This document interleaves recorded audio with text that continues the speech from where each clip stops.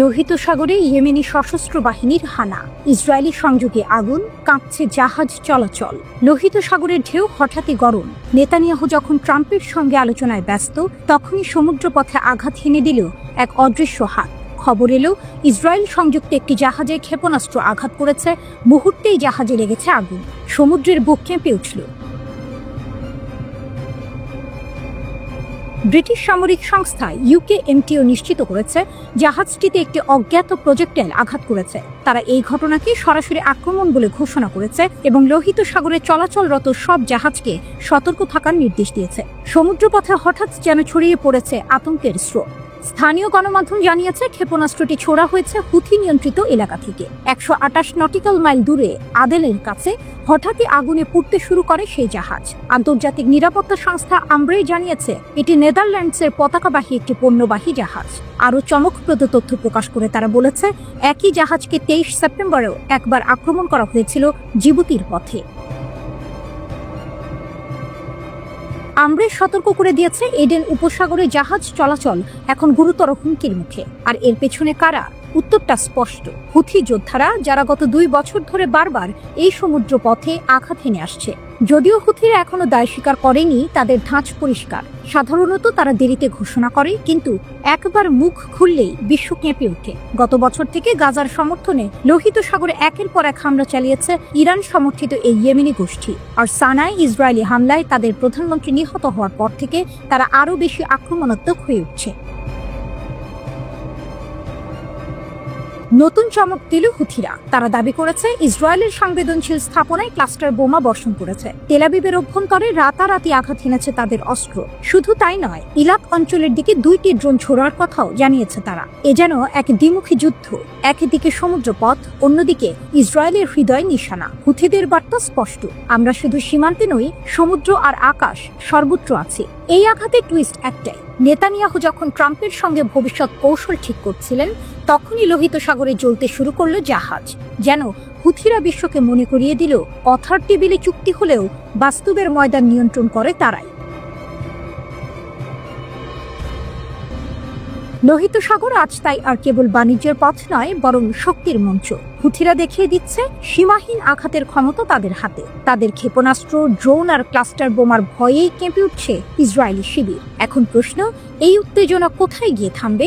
সমুদ্র কি শান্ত হবে, নাকি আবারও জাহাজের বুক চিরে ছুটে আসবে হুথিদের ক্ষেপণাস্ত্র? একটা জিনিস স্পষ্ট, লোহিত সাগরের ঢেউয়ে আজ নতুন সুর বাজছে, আর সেই সুরের নাম হুথিদের শক্তি। হুথিদের পাল্টা আঘাতে বিপাকে ইসরায়েল, আকাশ প্রতিরক্ষায় নতুন চমক। মধ্যপ্রাচ্যের উত্তপ্ত আকাশে যেন নতুন এক যুদ্ধের নাটক মঞ্চস্থ হচ্ছে। ইয়েমেনের হুথি যোদ্ধারা দখলদার ইসরায়েলের বিরুদ্ধে এমন আঘাত হানছে যা কেউ কল্পনাও করেনি। ড্রোন ও ক্ষেপণাস্ত্র হামলায় ইসরায়েলের গর্বিত প্রতিরক্ষা ব্যবস্থাকে ভেঙে টুকরো টুকরো করে দিচ্ছে তারা। ইসরায়েল বহুদিন ধরেই তাদের অত্যাধুনিক আয়রন ডোম ও ডেভিড স্লিং নিয়ে গর্ব করে এসেছে, কিন্তু হুথিদের হাতে তৈরি ক্ষেপণাস্ত্র আর ড্রোন যখন একের পর এক আঘাত হানছে, তখন সেই প্রতিরক্ষা বুহে ফাঁক ধরা পড়ছে স্পষ্টভাবে। টুইস্ট এখানে, যে বিদ্রোহীদের প্রযুক্তিকে অনেকে অবহেলা করেছিল, তারাই এখন একা দাঁড়িয়ে ইসরায়েলের মতো শক্তিকে চ্যালেঞ্জ ছুঁড়ে দিচ্ছে। ইসরায়েলের বিমান বাহিনী সম্প্রতি সানার আকাশে ব্যাপক হামলা চালায়। যুদ্ধ বিমান থেকে দক্ষিণ ইয়েমেনের বিভিন্ন এলাকায় বোমা বর্ষণ করা হয়, কিন্তু স্থানীয়রা বলছে সেই বিশাল অভিযানের পরও কেবল 12টি বিস্ফোরণের শব্দ শোনা গেছে। অর্থাৎ অধিকাংশ হামলাই হুথিদের আকাশ প্রতিরক্ষা ব্যবস্থায় প্রতিহত হয়েছে। লেবাননের আল মায়াদিন টিভি জানিয়েছে, সানার আকাশে ইসরায়েলি বিমান ঢুকলেই হুথিদের প্রতিরক্ষা ব্যবস্থা সক্রিয় হয়ে ওঠে। মুহূর্তেই তা করে ছোড়া হয় মিসাইল। বোমা ফেলার আগেই ইসরায়েলি যুদ্ধ বিমানগুলোর অনেকগুলো আকাশ ছেড়ে পালিয়ে যায়। শুধু বিমান নয়, সমুদ্রপথে যুদ্ধ জাহাজ থেকেও ক্ষেপণাস্ত্র ছোড়া হয়েছিল ইয়েমেনের দিকে, কিন্তু সেখানেও হুথিদের বহুস্তর প্রতিরক্ষা ব্যবস্থা বেশিরভাগ আক্রমণ ঠেকিয়ে দেয়। এখানেই হুথিদের শক্তির রহস্য লুকিয়ে আছে। তারা ব্যবহার করছে নিজেদের তৈরি আধুনিক ক্ষেপণাস্ত্র, পুরনো সোভিয়েত যুগের অস্ত্র এবং বিভিন্ন ধরনের রাডারের সমন্বিত ব্যবস্থা। এই অস্ত্রগুলো হয়তো পশ্চিমা মানদণ্ডে সর্বাধুনিক নয়, কিন্তু কার্যকারিতার প্রমাণ দিয়ে দিয়েছে। সৌদি নেতৃত্বাধীন জোটের বিরুদ্ধে দীর্ঘদিনের লড়াইয়ে এই সিস্টেম বারবার সাফল্য এনে দিয়েছে তাদের। আর এখন সেই একই ব্যবস্থা ইসরায়েলের দুর্ধর্ষ বিমান বাহিনীকে বিপাকে ফেলেছে। বিশ্লেষকরা বলছেন হুথিদের আসল শক্তি শুধু প্রযুক্তি নয়, বরং তাদের অদম্য মনোবল এবং কৌশল। গাজার উপর ইসরায়েলি হামলার প্রতিবাদে তারা আঘাত হানছে, একাই দাঁড়িয়ে পুরো আরব বিশ্বের ক্ষোভের প্রতিনিধিত্ব করছে। তাদের বার্তা স্পষ্ট, ফিলিস্তিনের প্রতি অন্যায় চলতে থাকলে প্রতিরোধ থেমে থাকবে না। হুথিদের এই অপ্রত্যাশিত সাফল্যে আন্তর্জাতিক মহলেও আলোড়ন পড়েছে। যে প্রতিরক্ষা ব্যবস্থাকে পশ্চিমা বিশ্ব এতদিন উপেক্ষা করেছে, সেটাই আজ ইসরায়েলের আধুনিক যুদ্ধবিমান ঠেকিয়ে দিয়ে সবাইকে অবাক করেছে। মধ্যপ্রাচ্যের যুদ্ধ যে নতুন মোড়ে ঠুকেছে তা এখন আর অস্বীকার করার উপায় নেই। আর সেই মোড়ের কেন্দ্রে দাঁড়িয়ে আছে ইয়েমেনের হুথিরা, যাদের শক্তি উপেক্ষা করা এখন আর সম্ভব নয়।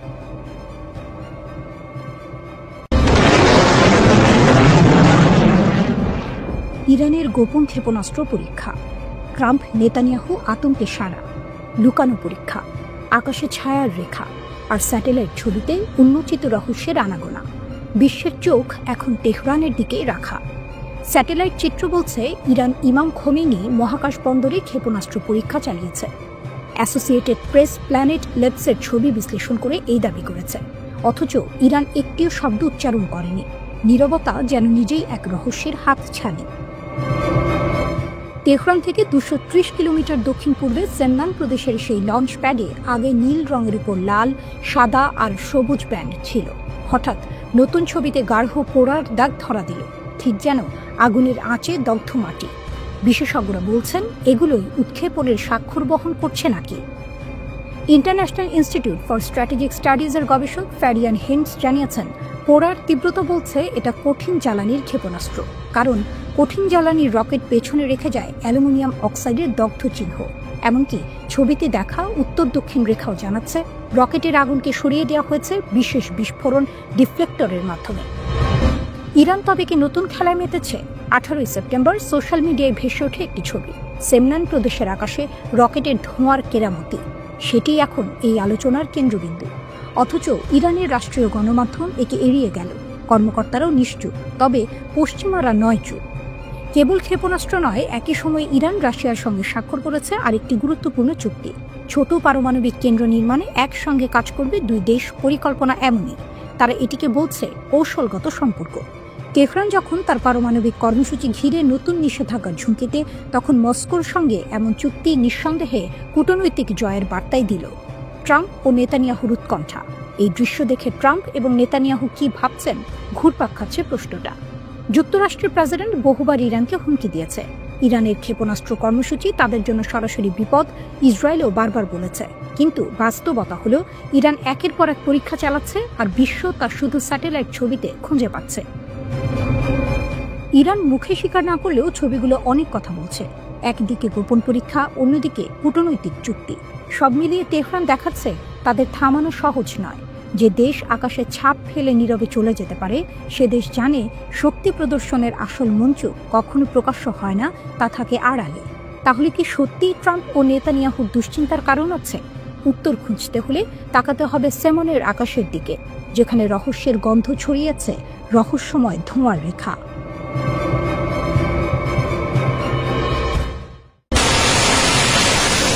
কয়েক ঘন্টার মধ্যেই প্রতিশোধ। ইসরায়েলি হামলার পরে ইয়েমেনের সশস্ত্র বাহিনী গড়ে তুলেছে তুমুল প্রতিরোধ। সকালবেলার নিস্তব্ধতা ভেঙে হঠাৎ বাজল সাইরেন। মধ্য ইসরায়েল জুড়ে ছড়িয়ে পড়ল আতঙ্কের রেল।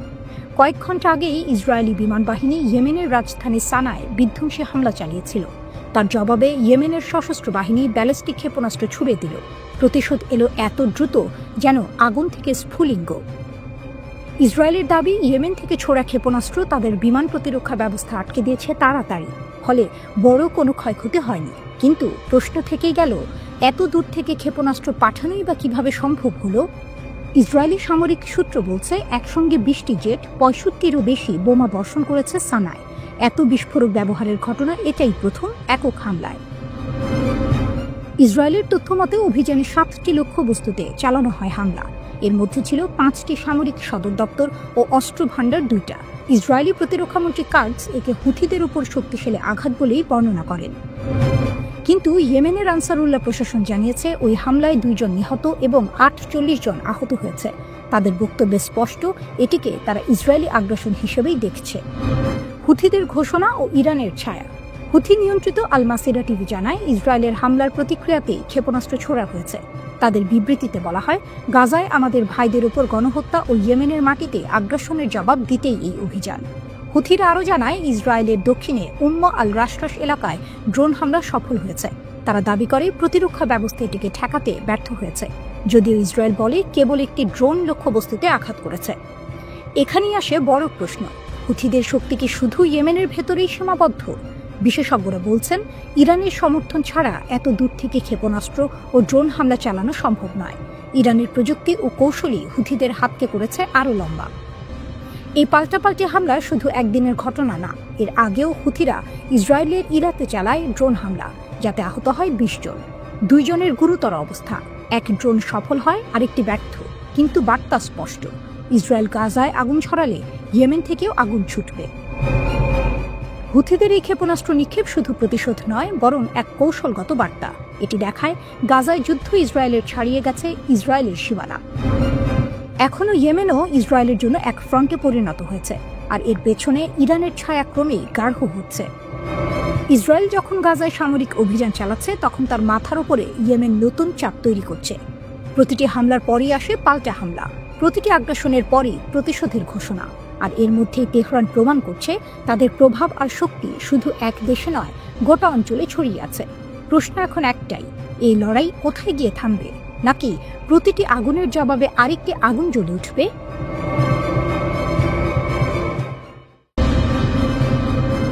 ফিলিস্তিন ছাড়া অসম্ভব ইসরায়েলের সঙ্গে স্বাভাবিক সম্পর্ক। সৌদি আরব ফের কড়া বার্তা দিল। বিশ্ব রাজনীতিতে নতুন কূটনৈতিক ঝড় বয়ে গেছে।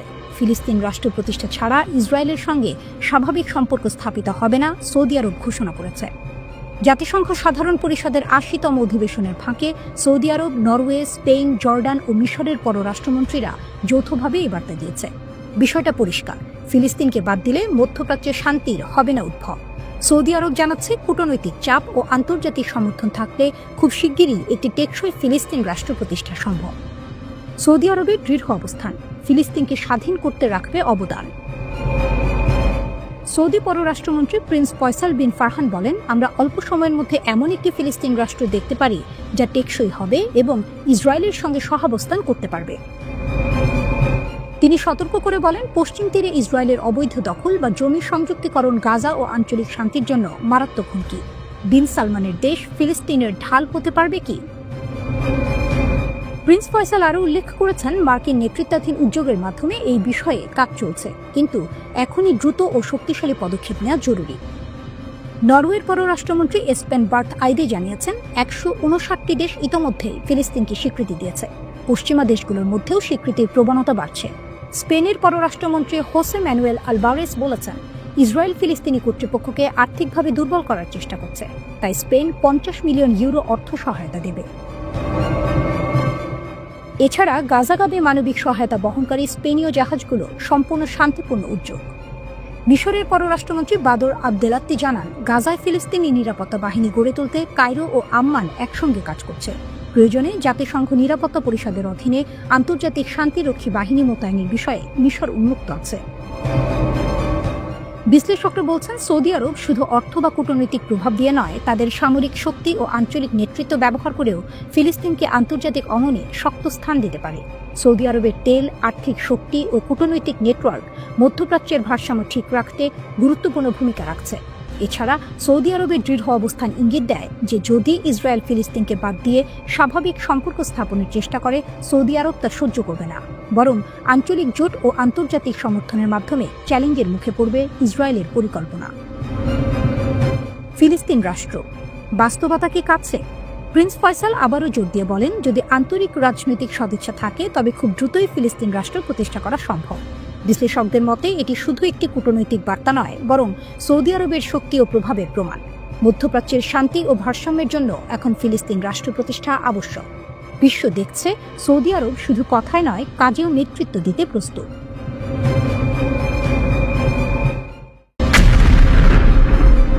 ড্রোন আতঙ্কে কেঁপে উঠল ডেনমার্ক। রাশিয়ার ছায়া ঘন হচ্ছে পশ্চিমাদের মনে দুশ্চিন্তার ছাপ। ডেনমার্ক শান্ত, নিরাপদ, উন্নত এক উত্তর ইউরোপীয় দেশ হিসেবেই সবাই করে মার্ক। অথচ গত কদিন ধরে তার আকাশসীমায় নেমে এসেছে ভয়াল অশনি সংকেত। একের পর এক অজ্ঞাত ড্রোন ঢুকে পড়ছে বিমানবন্দরের মাথার উপর দিয়ে। ভয়ানক উদ্বেগ, আতঙ্কে ভর করেছে সাধারণ মানুষের মনে। কর্তৃপক্ষ অস্থির হয়ে পড়েছে। কে চালাচ্ছে এই রহস্যময় ড্রোনগুলো? বড় প্রশ্ন সবচেয়ে। 25শে সেপ্টেম্বর রাতে আবারও থমকে দাঁড়ালো ডেনমার্কের অ্যালবার্গ সামরিক ও বেসামরিক বিমানবন্দর। রাত 11:40 আকাশসীমায় সন্দেহজনক ড্রোন ধরা পড়তে কার্যক্রম বন্ধ করে দিতে হয় অতি সত্বর। নিরাপত্তার খাতিরে ফ্লাইটগুলো স্থগিত করা হলো। একটি যাত্রীবাহী বিমান আমস্টারডামে ফেরত পাঠানো হলো। কোপেনহেগেন থেকে আরেকটি ফ্লাইট বাতিল হলো। বিমানবন্দর কর্তৃপক্ষের একটাই কথা, অগ্রাধিকার পাবে যাত্রী ও কর্মীদের নিরাপত্তা। কিন্তু আতঙ্ক সেখানেই থেমে থাকেনি। পুলিশ জানিয়েছে, শত শত সাধারণ মানুষ ফোন করে জানিয়েছে যে তারা আকাশে দেখেছে ড্রোনের ঝলকানি। শুধু অ্যালবার্গ না, দক্ষিণ ডেনমার্কের 3টি ছোট বিমানবন্দর এসবিয়ার্গ, সোন্ডারবার্গ এবং স্ক্রাইডস্ট্রুপের কাছেও ড্রোনের দেখা। মনে রাখতে হবে, স্ক্রাইডস্ট্রুপই হচ্ছে ডেনমার্কের অত্যাধুনিক F-16 ও F-35 যুদ্ধ বিমানের ঘাঁটি। এমন সংবেদনশীল এলাকায় ড্রোনের প্রবেশ নিছক নয়, কাকতালীয় ঘটনা। কর্তৃপক্ষ এখনো খোলাখুলি বলতে পারছে না এর পেছনে কারা। তবে তাদের ভাষায় এটি কেবল নয় সাধারণ ড্রোন খেলা। একসাথে এতগুলো স্থানে এত পরিকল্পিত হামলা কেবল পেশাদার হাতেই সম্ভব। অর্থাৎ সন্দেহের তীর ক্রমেই ঘুরছে রাশিয়ার দিকে। ড্যানিশ প্রতিরক্ষা গোয়েন্দা সংস্থার কর্মকর্তারা আরও স্পষ্ট করে বলেন, এটি এক ধরনের হাইব্রিড আক্রমণ। মানে সরাসরি যুদ্ধ নয়, বরং গোপনে শত্রুর নিরাপত্তা দুর্বল করার প্রচেষ্টায় মন। তারা সতর্ক করেছেন, ডেনমার্কের রুশ গুপ্তচর বৃত্তির ঝুঁকি বরাবরই বেশি। এবার তার সঙ্গে যুক্ত হয়েছে নাশকতার আশঙ্কার অগ্রগতি। রাশিয়া কি সত্যিই ইউক্রেন যুদ্ধের বাইরে নতুন এক ফ্রন্ট খুলছে? ন্যাটোর ঘাড়ে শ্বাস ফেলতেই কি ড্রোনগুলো পাঠানো হচ্ছে? মস্কো কি চাইছে বার্তা দিতে, আমরা চাইলে তোমাদের আকাশও অচল করে দিতে পারি? সম্প্রতি কোপেনহেগেন বিমানবন্দর 4 ঘন্টার জন্য বন্ধ হয়ে গিয়েছিল একই কারণে। অর্থাৎ ঘটনাগুলো একক নয়, বরং একটি ধারাবাহিক প্রচেষ্টা। ডেনমার্কের প্রধানমন্ত্রী সরাসরি বলেই দিয়েছেন, রাশিয়ার সম্পৃক্ততা উড়িয়ে দেওয়া যাবে না। যদিও এখনও কোনো প্রমাণ প্রকাশ পায়নি, তবুও বাস্তবতা বলছে ভিন্ন কাহিনী। রাশিয়া যদি সত্যিই এর পেছনে থাকে, এটি শুধুই ডেনমার্কের সমস্যা নয়, তবে বরং ন্যাটোর নিরাপত্তা ব্যবস্থার উপর সরাসরি আঘাত। যে জোট ইউক্রেনকে সামরিক সহায়তা দিচ্ছে, সেই জোটেরই ভেতর থেকে দুর্বলতা খুঁজছে পুতিন প্রশাসনের হাত। অতএব ড্রোনগুলো শুধু আকাশে ঘোরাফেরা করছে না, তারা যেন অদৃশ্য বার্তা লিখে দিচ্ছে, ইউরোপের আকাশ আর আগের মতো নিরাপদ নয়। আর রাশিয়ার শক্তি শুধু নয় ফ্রন্টলাইনে, ছড়িয়ে পড়ছে আড়ালে, ছায়ার ভেতরে।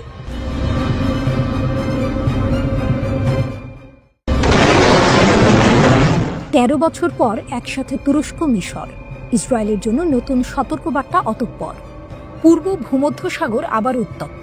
ফিলিস্তিন, লেবানন, কাতার, সিরিয়া, এরপর এবার মিশর, তুরস্ক। 2 মুসলিম রাষ্ট্র একসাথে হাত মেলালো। আর তাদের একটাই যেন লক্ষ্য, ইসরায়েল ও তার মিত্রদের ঠেকানো।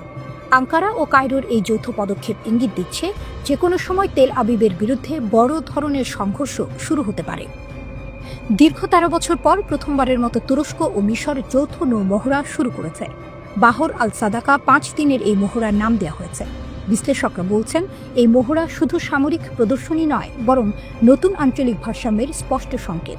ইসরায়েল ও তার মিত্রদের জন্য এটি সরাসরি এক থ্রেট। তুরস্কের প্রতিরক্ষা মন্ত্রণালয় জানিয়েছে, মহড়ায় অংশ নিয়েছে আধুনিক যুদ্ধজাহাজ, ফ্রিগেট, সাবমেরিন ও 2টি F-16 যুদ্ধ বিমান। ভূমধ্যসাগরের পানিতে গর্জন তুলে নিজেদের শক্তি দেখিয়ে এরদোয়ানের নৌবাহিনীর উত্থান। ইসরায়েল যখন গ্রিস নিয়ন্ত্রিত সাইপ্রাসকে সামরিক ঘাঁটিতে রূপ দেওয়ার চেষ্টা করছে, তখনই তুরস্ক, মিশর সামনে এলো একসাথে। যদি সাইপ্রাসে ইসরায়েল হয় সফল, তবে তা সরাসরি তুরস্ককে করে দেবে দুর্বল। ভেঙে যাবে কি এরদোয়ানের মনোবল? কারণ সেখান থেকে নেতানিয়াহুর সেনারা মধ্যপ্রাচ্যের সব জায়গায় অভিযান চালাতে পারবে। আর এই কৌশল ঠেকাতে আঙ্কারা ও কায়রো সমুদ্রের বুকে নিজেদের অবস্থান শক্ত করছে। শুধু মহড়াতেই সীমাবদ্ধ নয়, তুরস্ক ও মিশর অস্ত্র উৎপাদনেও জোট পাচ্ছে। গত মার্চে কায়রোতে আরব অর্গানাইজেশন ফর ইন্ডাস্ট্রিয়ালাইজেশন এবং তুরস্কের প্রতিরক্ষা কোম্পানি হাভেলসান একটি চুক্তি সই করেছে। এর ফলে মিশরে যৌথভাবে ড্রোন তৈরি হবে। অর্থাৎ ভবিষ্যতে কায়রোর কারখানায় তৈরি হবে অত্যাধুনিক যুদ্ধ ড্রোন। বিশ্লেষকরা বলছেন, এর মাধ্যমে মিশর বৈশ্বিক ড্রোন উৎপাদন মানচিত্রে জায়গা করে নেবে।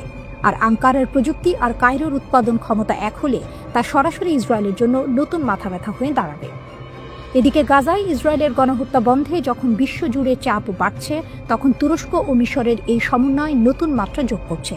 যুক্তরাজ্য, অস্ট্রেলিয়া ও কানাডা ইতিমধ্যেই ফিলিস্তিন রাষ্ট্রকে স্বীকৃতি দিয়েছে। ফ্রান্সও একই পথে হাঁটছে। ফলে আন্তর্জাতিক অঙ্গনেও ইসরায়েল ক্রমশ চাপে পড়ছে। আরেকটি গুরুত্বপূর্ণ দিক হল তুরস্কের সামুদ্রিক নীতি। আগে থেকেই আঙ্কারা লিবিয়ার সঙ্গে করে সামুদ্রিক সীমা চুক্তি। গ্রিস, ইসরায়েল, সাইপ্রাস জোটকে দুর্বল করেছে। এখন মিশরের সঙ্গে নতুন এই সহযোগিতা সেই জোটকে আরও কোণঠাসা করবে বলে বিশ্লেষকরা মনে করছে। অতএব বার্তাটা স্পষ্ট, ইসরায়েল আর আগের মতো ভূমধ্যসাগরে বজায় রাখতে পারবে না আগের মতো একক আধিপত্য। তুরস্ক ও মিশরের নতুন হাত মেলানো আঞ্চলিক ভারসাম্যে বড় পরিবর্তনের সূচনা করতে পারে। আঙ্কারার শক্তি শুধু সামরিক মহড়ায় নয়, বরং রাজনৈতিক ও কৌশলগত জোট গড়ে তুলেই ইসরায়েলকে চাপে রাখছে।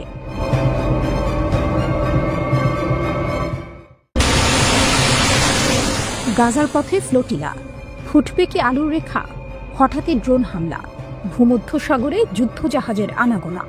একদিকে মানবতার হাতছানি, অন্যদিকে ইসরায়েল লিখছে আগুনে ঘেরা অবরোধের কাহিনী। গাজার মানুষের জন্য খাদ্য, ঔষধ ও কাপড় নিয়ে ছোট ছোট নৌকা ও জাহাজ ছুটে চলছিল ভূমধ্যসাগরের বুকে, কিন্তু মাঝ সমুদ্রে তাদের স্বপ্নে ড্রোন আঘাত হানে। অভিযোগ উঠেছে ইসরায়েল এই হামলার পেছনে। এখানেই গল্পে নতুন মোড় আসে। বিভিন্ন গণমাধ্যম জানায় গাজার উদ্দেশ্যে যাওয়া ত্রাণবাহী বহরের ওপর ড্রোন হামলা হয়েছে।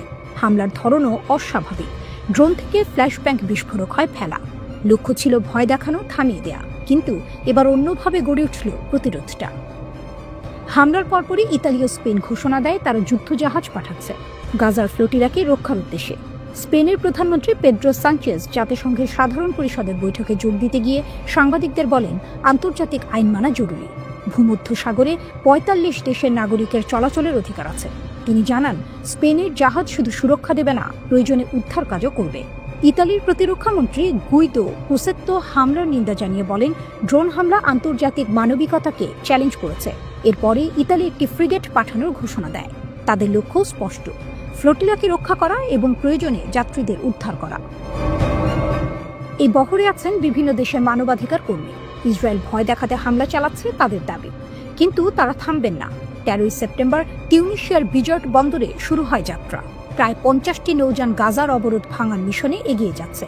এর ভেতরে আছেন ইতালির বিরোধী বামপন্থী দলের ২ আইন প্রণেতা। তাদের একজন স্পষ্ট বললেন, এখন সময় এসেছে আন্তর্জাতিকভাবে এই ঘটনাকে গুরুত্ব দেওয়ার। শুধু ইতালি ও স্পেন নয়, ইউরোপীয় কমিশন সহ অন্যান্য দেশকেও সমন্বিত পদক্ষেপ নিতে আহ্বান জানানো হয়েছে। তাদের মতে ফ্লোটিলা কেবল ত্রাণবাহী নয়, এটি মানবিক অধিকারের প্রতীক, আর এই প্রতীকের ওপর হামলা গোটা বিশ্বের বিবেককে আঘাত করছে। অন্যদিকে ইসরায়েলি প্রতিরক্ষা বাহিনী আইডিএফ এই বিষয়ে কোনো আনুষ্ঠানিক মন্তব্য করেনি। তবে ইসরায়েলের পররাষ্ট্র মন্ত্রণালয় জানিয়েছে তারা ফ্লোটিলাকে থামাবে। অর্থাৎ উত্তেজনা এখানেই শেষ নয়, বরং সামনে আরও সংঘাতের আভাস। এখন প্রশ্ন একটাই, ড্রোনের আতঙ্কে কি থেমে যাবে ফ্লোটিলা, নাকি ইতালি স্পেনের যুদ্ধজাহাজের উপস্থিতি নতুন ইতিহাস লিখবে? গাজার অবরোধ ভাঙার লড়াই যেন মানবতা আর দমননীতির সরাসরি সংঘর্ষে পরিণত হয়েছে।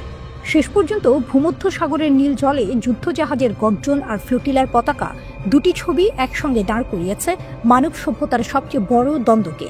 এক পাশে মানবাধিকার, অন্য পাশে অবরোধ। গল্প এখন কেবল গাজার নয়, গোটা বিশ্বের।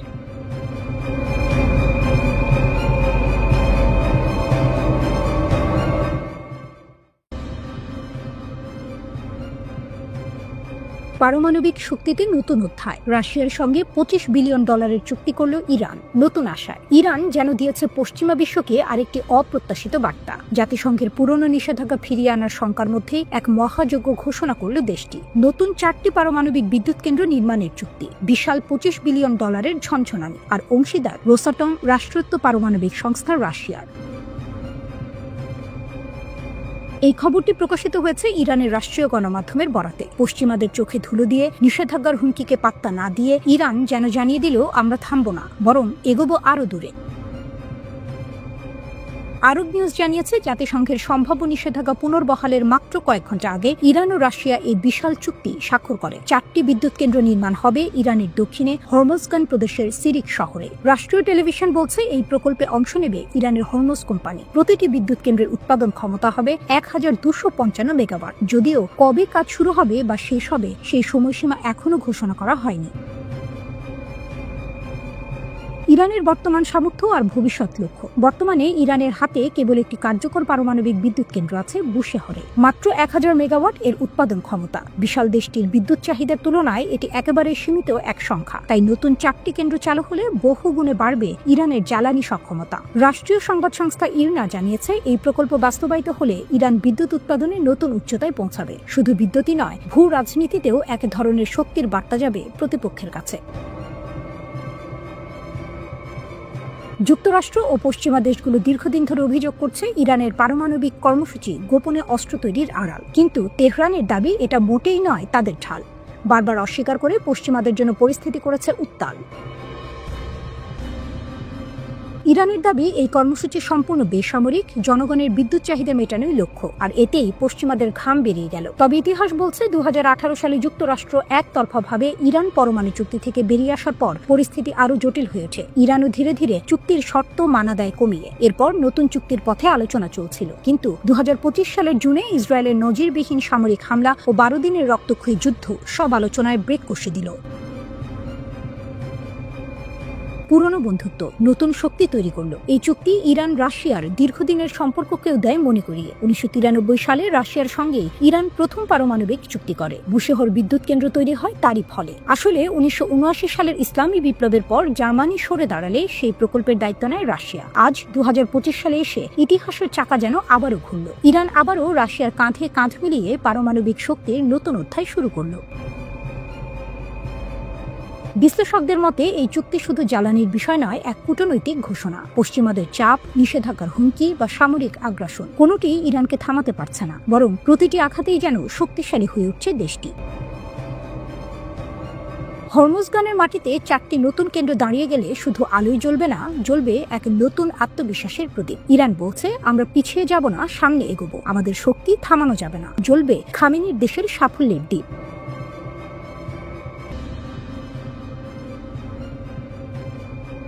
আমেরিকা কি যুদ্ধের জন্য প্রস্তুত হচ্ছে? মার্কিন যুদ্ধ সচিব পিট হেগস্ট একটি জরুরি বৈঠকে নির্দেশ দিয়েছেন। শীর্ষ মার্কিন জেনারেল এবং অ্যাডমিরালদের আগামী সপ্তাহে একত্রিত হতে বলা হয়েছে। একটি অভূতপূর্ব পদক্ষেপ বিশ্বজুড়ে উদ্বেগের সৃষ্টি করেছে। রাশিয়া, ইউক্রেন, ইসরায়েল, হামাসের যুদ্ধ নয় যথেষ্ট। বিশ্ব প্রস্তুত আরও একটি যুদ্ধের জন্য। বিশ্ববাসী মার্কিন যুক্তরাষ্ট্রের বৃহৎ সামরিক পদক্ষেপের দিকে শ্বাসরুদ্ধকর দৃষ্টিতে তাকিয়ে আছে। এক অভূতপূর্ব পদক্ষেপে মার্কিন যুদ্ধ সচিব পিট হেগস্ট আগামী সপ্তাহে ভার্জিনিয়ার কোয়ান্টিকোতে অবস্থিত মেরিন কর্পস ঘাঁটিতে বিশ্বজুড়ে শত শত জেনারেল এবং অ্যাডমিরালদের একত্রিত হওয়ার নির্দেশ দিয়েছে। পেন্টাগন বৈঠকের বিষয়টি নিশ্চিত করেছে, কিন্তু বিস্তারিত কিছু জানায়নি, যার ফলে ব্যাপক জল্পনার ঢালি। বিশ্বব্যাপী আতঙ্কের মধ্যে ডোনাল্ড ট্রাম্প বলেছেন যে তিনি শান্তির রাষ্ট্রপতি এবং বৈঠকের আসল উদ্দেশ্য প্রকাশ করেছেন। মঙ্গলবার কি সারা দেশের সামরিক নেতাদের আমন্ত্রণ জানানো সত্যিই তারাও সেখানে থাকবেন? ট্রাম্পকে জিজ্ঞাসা করা হয়েছিল। সারা দেশ থেকে কি? জেনারেল এবং অ্যাডমিরালদের ভার্জিনিয়ায় একটি বড় বৈঠকের জন্য। আচ্ছা, আমি জানি, আমি এটা পছন্দ করি, মানে আমার মনে হয় এটা দারুণ। তাকে বন্ধুত্বপূর্ণ হতে দিন। সারা বিশ্বের জেনারেল এবং অ্যাডমিরালদের সাথে তাকে বন্ধুত্বপূর্ণ হতে দিন। কেন? এতে কি কিছু ভুল আছে? ট্রাম্প উত্তর দিলেন। সাক্ষাতের উদ্দেশ্য সম্পর্কে আরো জিজ্ঞাসা করা হলে ট্রাম্প বলেন, আচ্ছা, তারা যদি আমাকে চায় তবে আমি সেখানে থাকবো, কিন্তু এটা এত বড় ব্যাপার কেন? আমি বলতে চাইছি, আমরা সারা বিশ্বের জেনারেল এবং অ্যাডমিরালদের সাথে মিলেমিশে আছি। মনে রাখবেন, আমি শান্তির রাষ্ট্রপতি। মিলেমিশে থাকা ভালো। আপনি এমন আচরণ করেন যেন এটা খারাপ জিনিস। এটি কি ভালো নয় যে সারা বিশ্ব থেকে মানুষ আমাদের সাথে থাকতে আসছে? তিনি আরো বলেন, এটা বিশেষ অস্বাভাবিক কিছু নয় যে যুদ্ধ সচিবের কাছে রিপোর্ট করা জেনারেলরা এবং তারপর মার্কিন যুক্তরাষ্ট্রের রাষ্ট্রপতির কাছে রিপোর্ট করা যুদ্ধ সচিবের সাথে কথা বলতে আসছেন। এটা আসলে মোটেও অস্বাভাবিক নয়, এবং আমার মনে হয় এটা অদ্ভুত যে আপনারা এত বড় গল্পে পরিণত হয়েছেন। এটা কি একটা বড় গল্প? মানে আমার মনে হয় না। আমি মনে করি এটি কি একটা ভালো গল্প নয়? সামরিক বাহিনী হিসেবে আমরা সারা বিশ্ব থেকে সম্মানিত। আমি আমার প্রথম মেয়াদে সামরিক বাহিনী পুনর্গঠন করেছি, যদিও আমরা এর একটি অংশ আফগানিস্তানকে দিয়েছিলাম, কিন্তু আমি সেনাবাহিনী পুনর্গঠন করেছি এবং আমরা খুব সম্মানিত। আমাদের বিশ্বের সবচেয়ে শক্তিশালী সামরিক বাহিনী আছে প্রশ্ন ছাড়াই। আমাদের কাছে বিশ্বের সেরা সরঞ্জাম রয়েছে। আমরা অন্যান্য দেশের কাছে সরঞ্জাম বিক্রি করছি এবং অনেক জেনারেল এখানে থাকে এবং এটি দেখতে চান। তারা সরঞ্জাম সাইটগুলিও পরিদর্শন করবেন, নতুন অস্ত্র সম্পর্কে কথা বলবেন ইত্যাদি। আমার মনে হয় যখন জেনারেল এবং শীর্ষস্থানীয় ব্যক্তিরা আমাদের সাথে থাকার জন্য মার্কিন যুক্তরাষ্ট্রে আসতে চান তখন এটি দুর্দান্ত। বর্তমানে যাকে যুদ্ধ সচিব বলা হয়। সবাইকে এই নামটি পছন্দ করে, আমি পছন্দ করি। পেন্টাগনের সাথে হেগস্টের বিরোধের কারণে এই বিশাল সমাবেশটি অনুষ্ঠিত হচ্ছে। দায়িত্ব গ্রহণের পর থেকে হেগস্ট পেন্টাগনের মূল নেতৃত্বকে অপসারণের জন্য একটি ব্যাপক সংস্কার অভিযান শুরু করেছে।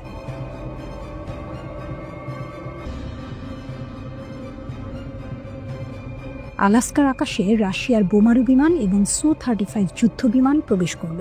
মার্কিন যুদ্ধ বিমানগুলি সতর্ক হয়ে ঝাঁপিয়ে পড়ল। পুতিনের এই সামরিক চ্যালেঞ্জে যুক্তরাষ্ট্রের নর্থ আমেরিকান এরোস্পেস ডিফেন্স কমান্ডের নজর কাড়ল পুরো বিশ্বকে। আলাস্কার আকাশ শনাক্তকরণ অঞ্চলে দুটি Tu-95 বোমারু এবং দুটি সু-35 যুদ্ধ বিমান ঢুকেছে। যদিও তারা মার্কিন বা কানাডিয়ান সার্বভৌম আকাশসীমা লঙ্ঘন করেনি, তবুও এই ঘটনা নিরাপত্তার দিক থেকে উদ্বেগজনক। এলাকা আন্তর্জাতিক হলেও প্রতিটি বিমান শনাক্তকরণ বাধ্যতামূলক। North American aerospace defence command তা মেনে চলেছে। ঘটনায় মোতায়েন করা হয়েছে একটি E-3 সতর্কীকরণ বিমান, 4টি F-16 যুদ্ধ বিমান এবং 4টি KC-135 জ্বালানি ট্যাঙ্কার।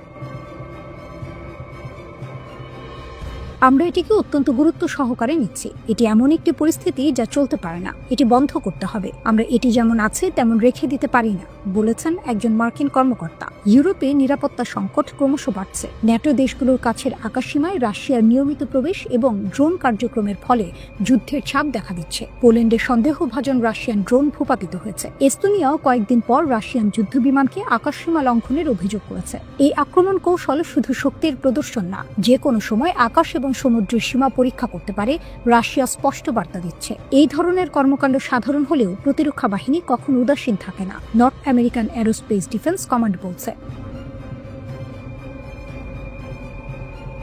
2024 সালের সেপ্টেম্বরে একটি রাশিয়ান জেটকে বিপজ্জনকভাবে মার্কিন বিমানগুলোর কাছে উড়ন্ত অবস্থায় চিত্রায়িত করেছিল north American aerospace defence command. এক মার্কিন জেনারেল বলেন এটি অনিরাপদ এবং অপেশাদারী। বিপর্যয় ডেকে আনতে পারে এমন ধরনের ঘটনা দেশের প্রতিরক্ষা ব্যবস্থাকে কঠিন পরীক্ষা দেয়। ড্যানিশ কর্মকর্তারা জানান কোপেনহেগেন বিমানবন্দরে ড্রোন হামলার ঘটনা ঘটেছে। অপারেটরদের দক্ষতা দেখে বলা হয়েছে এটি কোনো সাধারণ কার্যকলাপ নয়। নরওয়ে এবং যুক্তরাষ্ট্রের প্রতিরক্ষা বাহিনী ক্রমাগত নজর রাখছে। বিশ্লেষকরা বলছেন রাশিয়ার এই সামরিক শক্তি বিশ্বকে বার্তা দিচ্ছে তারা এখনও আকাশের আধিপত্য ধরে রাখতে সক্ষম। তাদের বোমারু বিমান এবং সু-35 এর উপস্থিতি শুধু আঙ্কারার আকাশেই নয়, সমগ্র ন্যাটো অঞ্চলের জন্য এক সতর্কবার্তা। এই ধরনের আক্রমণ সাধারণ হলেও আন্তর্জাতিক আইন অনুযায়ী north American aerospace defence command এবং মার্কিন প্রতিরক্ষা ব্যবস্থা প্রতিটি ঘটনার উপর নজর রাখে। রাশিয়ার আকাশ চলাচল শুধু কৌশল নয়, এটি বিশ্ব শক্তির নতুন খেলায় তাদের প্রভাব প্রমাণ করার এক উপায়। এভাবে আলাস্কার আকাশে রাশিয়ার যুদ্ধ বিমানগুলো শুধুমাত্র উড়ছিল না, তারা যুদ্ধের নাটকীয় কৌশল এবং শক্তির প্রদর্শন দেখাচ্ছিল। এবং মার্কিন যুক্তরাষ্ট্র ও তার মিত্ররা সতর্ক দৃষ্টি রাখছে প্রতিটি উড়ানে, নিশ্চিত করতে যে আকাশ নিরাপদ থাকবে। এই ঘটনা আবারও প্রমাণ করছে রাশিয়া তাদের আকাশ এবং সামরিক শক্তি দিয়ে বিশ্বকে চমকে দেওয়ার ক্ষমতা রাখে।